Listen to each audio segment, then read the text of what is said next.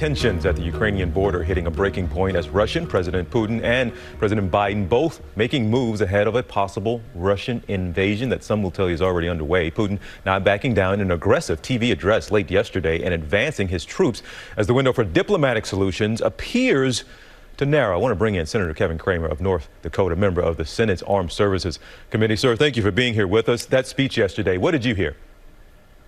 Well, I heard a pretty desperate, I think, Vladimir Putin. I thought up until yesterday that there was still a fairly good shot at an off-ramp, but he sort of blew up the off-ramp, to be honest.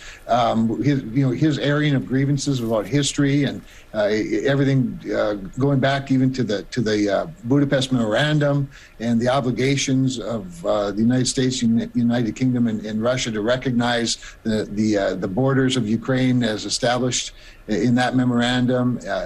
He just aired all those grievances, and then of course obviously recognizing the independence of those two separatist regions of Ukraine was a violation of that international law. So it seems at this point to me, TJ, now I'm an eternal optimist, but it seems to me that this looks pretty bleak. It looks bleak. Does it look like an invasion to you? There's some back and forth. If he has Russian troops in the separatist areas, that's not necessarily invasion. But from your standpoint, is an invasion underway?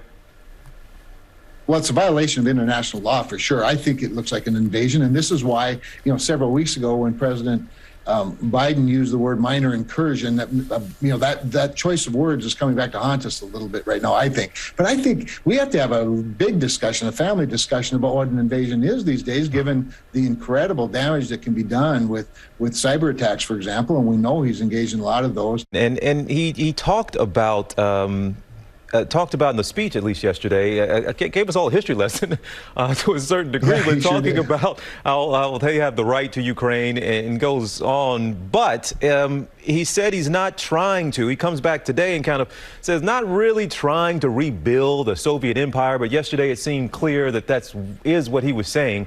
Well, which is it for you?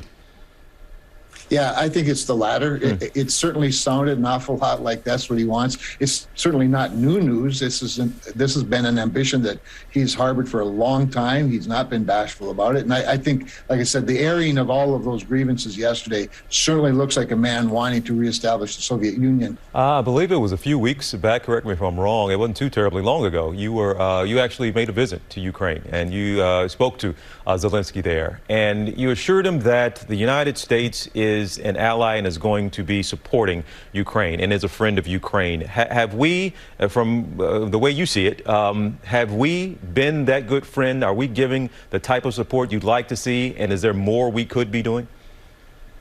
Well, there's certainly more we could be doing, for sure. And I'm not advocating the use of American troops. I don't know that anybody really is. Obviously, we have an obligation to our other NATO partners in the region to be prepared should anything spill over, because we have that Article 5 obligation. But I do think we could have been stronger. I think we should have had some preemptive sanctions that recognize the fact that he's already in violation of international law, the fact that he has engaged in pretty significant cyber attacks on Ukraine. He's, his surrogates have actually, had cyber attacks in the United States that largely went unanswered, frankly. So I think we should have had preemptive sanctions. Certainly, I think Nord Stream 2 we should have. I think you look at where we are today now with Germany, shutting down Nord Stream or ending the prospect of certifying at least anytime soon. Had that been done earlier, I think Vladimir Putin may have taken us all a little more seriously. Senator Cramer,